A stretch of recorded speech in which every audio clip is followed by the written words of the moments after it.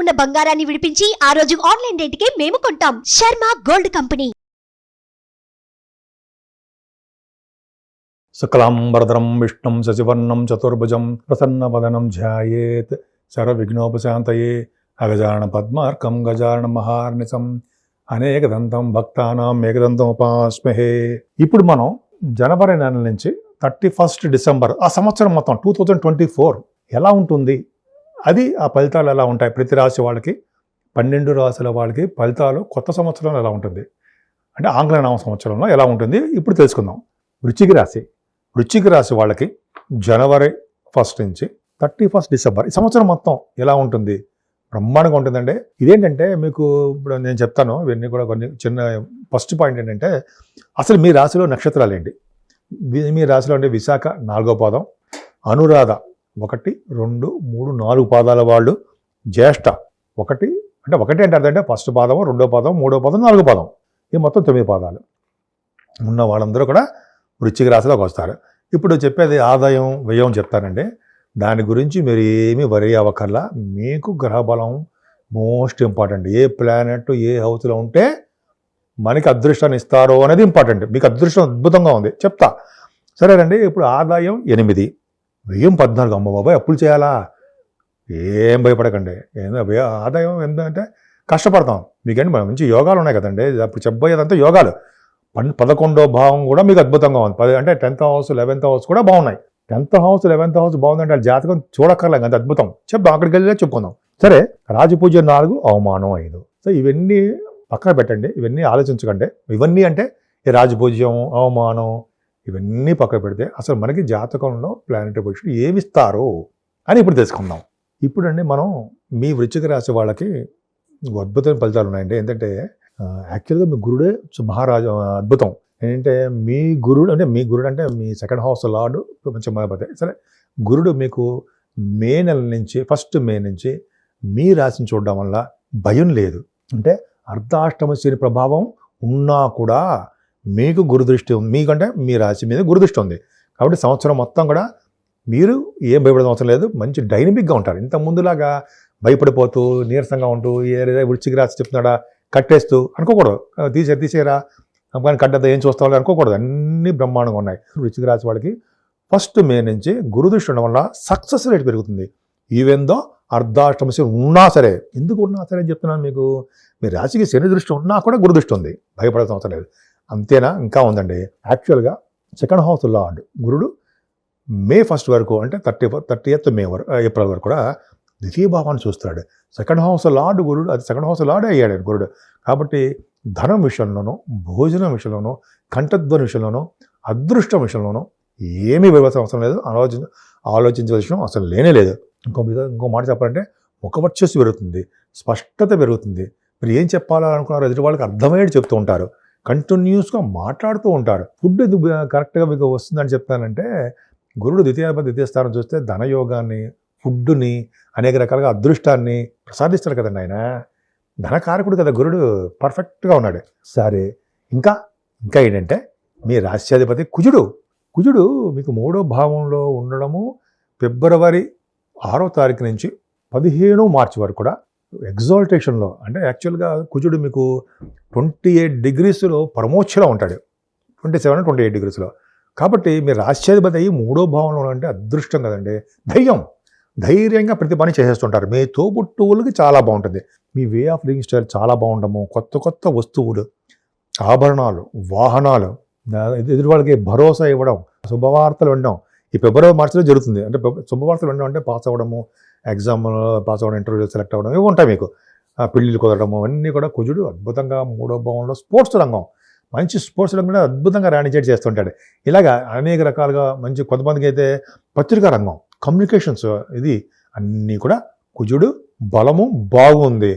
సరే, ఎప్పటి నుంచో మనం చెప్పుకుంటాం కదా, మనకి ఏంటంటే మీకు అర్ధాష్టమ శని ఉన్నాడు. అర్ధాష్టమ శని ఏం చేస్తాడండి, చంపేస్తాడా? ఏం చెప్పడం. కాకపోతే ఏంటంటే అక్కడ మీకు ఇవ్వవలసిన రిజల్ట్స్ స్లోగా ఇస్తుంటాడు. కాకపోతే మదర్ గారికి కొద్దిగా మెడిసిన్స్ వాడడము, హాస్పిటల్ తీసుకెళ్తూ ఉండడము, మీ ఎడ్యుకేషన్లో అనుకున్న మార్కులు రాగలేకపోవడము, ఇలా మీరు ఏదైనా వస్తువులు కొనుక్కోవాలన్నా ఆభరణాలు కొనుక్కోవాలన్నా డిలే అయిపోతుండడం జరుగుతుంటుంది. పెట్టిన వస్తువులు మర్చిపోవడము, ఇంకా చిన్న చిన్నవన్నీ ఉంటాయండి. అది సామాన్యమే. మిగతా గ్రహాలు ఇచ్చేటువంటి శుభ ఫలితాల ముందర ఈ శనీశ్వరుడు ఇచ్చే ఫలితాలు తక్కువగా ఉంటాయి, బ్యాడ్ ఫలితాలు అనమాట. సరే, ఇక్కడ మనం పంచమ స్థానంలో మనకి రాహు ఉన్నప్పుడు సర్పదోషం అనేది ఏర్పడుతుంది. కానీ ఇక్కడ ఏమవుతుందంటే సప్తమాధిపతి అండ్ మీకు 12th హౌస్ లార్డ్ అండ్ శుక్రుడు ఎగ్జాల్టేషన్లోకి వస్తున్నాడు. అంటే ఏప్రిల్ 1 నుంచి 24th ఏప్రిల్ వరకు కూడా ఎగ్జాల్టేషన్ పంచమ స్థానంలో ఉంటాడు. పంచమ స్థానంలో రాహుతో కలిసి ఉండడం వల్ల చెడు ఫలితాలు కూడా మంచి ఫలితాలు ఇస్తాడని సందేహం లేదు. అంటే మంచి ఫలితాలు అంటే ఏమి ఇస్తాడు? ముఖ్యంగా పుత్రికా సంతాన యోగం ఇవ్వడము, సన్మానాలు జరగడము, మృదుత్వం కలగడము, అంటే జనరల్ కొంతమందికి శుభవార్తలు కానీ శుభకార్యాలు మీకు ఎదురు రావడము, అలాగా మీకు రాజకీయ రంగం కాదు కానీ పలుకుబడి ఎక్కువ ఉండడము, ఇవన్నీ కూడా మీకు ధనం విషయంలో బ్రహ్మాండంగా ధన వృద్ధి కలగడము పంచమ భావంలో జరుగుతుంది. పైగా శుక్రుడితో కలిసిన రాహు అంటే ఆ నెలలో మాత్రం చెప్పేది. ఆ నెల అంటే ఏప్రిల్. ఆ కాంబినేషన్ వలన సినిమా రంగంలో ఉంటారు కదండి, వాళ్ళకి మంచి అద్భుతమైన అవకాశాలు రావడము, స్టాక్ అండ్ షేర్స్లో పెట్టుబడి పెట్టే వాడికి అద్భుతంగా జరగడము, ఇవన్నీ జరుగుతాయి. ఇక్కడ మీకు ఒక విషయం చెప్పాలి. ఏప్రిల్ 13వ తారీఖు నుంచి అదే 14th ఏప్రిల్ అనుకుందాం, 14 మే వరకు కూడా ఒక నెల పాటు రవి వచ్చే స్థితిలో ఉంటాడు. ఎక్కడుంటాడు? 6వ భావంలో ఉంటాడు. 6వ భావంలో గురుడితో కలిసి ఉంటాడు. అంటే తండ్రి కారకుడు అవుతాడు కదా రవి. తండ్రి గారికి ఆరోగ్యం పెంచుతాడు. ముఖ్యంగా 6వ భావంలో రవి శని దృష్టి ఉంది, గురుడితో కలిసాడంటే ఆ రాజకీయ రంగంలో ఉన్న వాళ్ళు మీద ఉన్నారు. రాజకీయ రంగ పదవులు వస్తాయి, ఎదుగుదల రాజకీయ రంగంలో పొలిటికల్ ఇన్ఫ్లుయెన్స్ పెరుగుతుంది. అది మీకు జాతకాల రీత్యా ఆధారపడి ఉంటుంది, దశలు కూడా. సరే, ఈ పక్క పెడితే రవి కాంపిటీషన్ ఎగ్జామ్స్లో ఆడవాళ్ళు కూడా చెప్తానండి, కాంపిటీషన్ ఎగ్జామ్స్లో సక్సెస్ అవ్వడము, మీరు ఏ పని చేసినా విజయం సాధించడము, అలాగే కొంతమందికి ఏమో మేనమామలుగా ఉండడము, ఎనిమీస్ లేకుండా ఉండడము, స్టాంపింగ్ అవ్వడము, అలా రకరకాలుగా ఇంటర్వ్యూస్లో సెలెక్ట్ అయిపోతూ ఉండడము. రవి 6వ భావంలో రవి సామాన్యుడు కాడు. 6, 11 స్థానాల్లో మంచివాడు, అద్భుతం రిజల్ట్స్ ఇస్తుంటాడు. పైగా మీకు దశమాధిపతి 6వ భవనం అంటే ఉద్యోగాలు తన్నుకుంటూ వస్తాయని అర్థం. సపోజ్ మీరు సివిల్ సర్వీసెస్ కానీ గ్రూప్స్ కానీ రాస్తున్నారనుకోండి, మీ జాతకాలు ఆధారపడి ఉంటుంది, ఖచ్చితంగా మీరు విన్ అవుతారు. అంటే అది అవకాశాలు ఎక్కువ మెండుగా ఉంటాయి. సరే, ఇది పక్కకు పెడితే గురుడు అండి అంటే మీకు ద్వితీయ పంచమాధిపతి గురుడు మంచివాడు. ఆయన ఇప్పుడు 6వ భవనం నుంచి 7వ భవనంకి వస్తే మంచిది. అంటే మే 1 నుంచి ఇంకా ఇయర్ ఎండింగ్ వరకు కూడా, ఇయర్ ఎండింగ్ అంటే నెక్స్ట్ ఇయర్ వరకు కూడా సప్తమంలో గురుడు యోగాన్ని కలిగిస్తూ ఉంటాడు. మీరు ఎందుకంటే మీరు శుభదృష్టితో మీకు రాశిని చూస్తున్నాడు కదా, సప్తమంలో గురుడే చేస్తాడు, శుభకార్యాలు చేస్తాడు, అలాగే జ్ఞాన సంపదను పెంచుతాడు, భార్యాభర్తల విషయంలో అనురాగాన్ని పెంచుతాడు, అదృష్టాన్ని పెంచుతాడు. తర్వాత మీకు బిజినెస్ పార్ట్నర్స్ విషయంలో వాళ్ళకి డెవలప్మెంట్స్ ఉండేది చేస్తూ ఉంటాడు, ఆభరణాలు కొనుక్కునే చేస్తుంటాడు. సప్తమ స్థానం ఎప్పుడు కూడా అదృష్ట స్థానము అంటాం, కళత్ర స్థానము అంటాం, వివాహ స్థానం కదండి. అలాగే అన్ని విధాలుగా సప్తమ స్థానం చాలా మంచిది. సప్తమ స్థానంలో శుభుడు ఉన్నాడు కదండి, మంచిది కదా. అంటే శుభకార్యాలు డెఫినెట్గా చేసేస్తూ ఉంటారు. పెళ్లి శుభకార్యాలు జరగడము, ఇంతవరకు ఆగిపోయినవన్నీ వివాహాలు చేయడం అన్నీ గురుడు ఇచ్చే రిజల్ట్స్ అద్భుతము. భాగ్యాధిపతి కూడా మీకు బాగా బ్రహ్మాండంగా ఉన్నాడు. అయితే బ్రహ్మాండంగా ఉండడం అంటే చంద్రుడు వలన మీకు విదేశ పర్యటన, ఎడ్యుకేషన్ చేయడము, మీ వ్యాపార అభివృద్ధి, ఇలాగ క్రమక్రమంగా మీ అన్నీ కూడా మీరు రావాల్సిన సంపదలు వచ్చేస్తుంటాయి.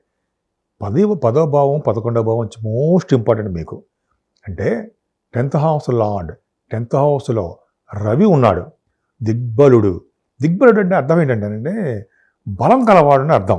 అంటే నేను సపోజ్ రవి బుధుడు అంటే బలం, నాకు పవర్ అని అనమాట. శని కూడా చూస్తాడు. 10th భావంలో రవి ఉండి, శని దృష్టి ఉండి, గురు దృష్టి కూడా ఉంది అంటే రాజకీయ రంగం, పదవులు, డెవలప్ అవ్వడం. నేను సామాన్య సరదాగా చెప్పట్లేదండి, ఇది నిజం కాబట్టి చెప్తున్నా. ఇవన్నీ పర్ఫెక్ట్గా ఉంటాయి. గురు దృష్టి ఉండాలి, శని దృష్టి ఉండాలి, రవి దశమంలో ఉండాలి, పర్ఫెక్ట్గా ఉన్నాడు. అంటే ఎప్పుడు ఉన్నాడు? 16 ఆగస్టు నుంచి ఇంకా 16 సెప్టెంబర్ వరకు ఉండము. బుధుడు కూడా అక్కడే ఉండము, రవి బుధుడు కలిసి ఉండము. దశమస్థానంలో ఉన్న వాళ్ళ ఫైనాన్స్ అండ్ అకౌంట్స్ వాళ్ళకి గురు దృష్టి ఉంది కాబట్టి బ్యాంకింగ్ రంగంలో ఉన్న వాళ్ళకి, అలాగే కొంతమందికి ఎడ్యుకేషన్ రంగంలో ఉన్న వాళ్ళకి, డాక్టర్స్ వృత్తిలో ఉన్న వాళ్ళకి, వీళ్ళందరూ కూడా శని దృష్టి ఉంది కదండి. కాబట్టి వీళ్ళందరూ కూడా ఉద్యోగ పరంపరలో బ్రహ్మాండంగా ఉంటారు. ముఖ్యంగా గవర్నమెంట్ జాబ్లు వస్తాయి. మీరు గ్రూప్స్ రాసినా మీ జాతక ప్రకారం చూసుకోండి.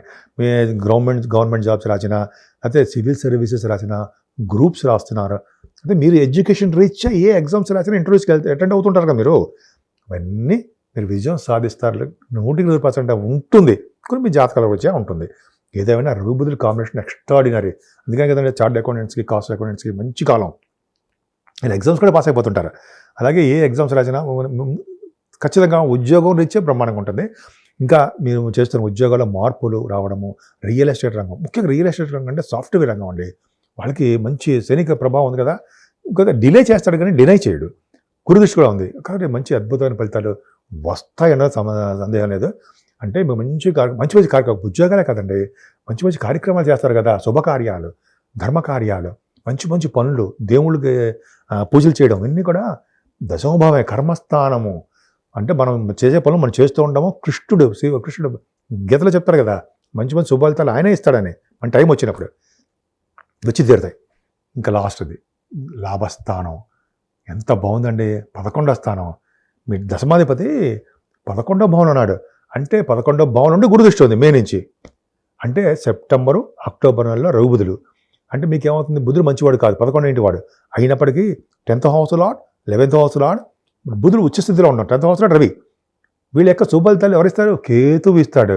అసలు 11వ భావంలో కేతువే బ్రహ్మాండం, 6వ భావంలో రవి ఎక్స్ట్రాడినరీ. సరే 6వ భావంలో రవి, 11వ భావంలో కేతు యోగించి తీరుతాడు.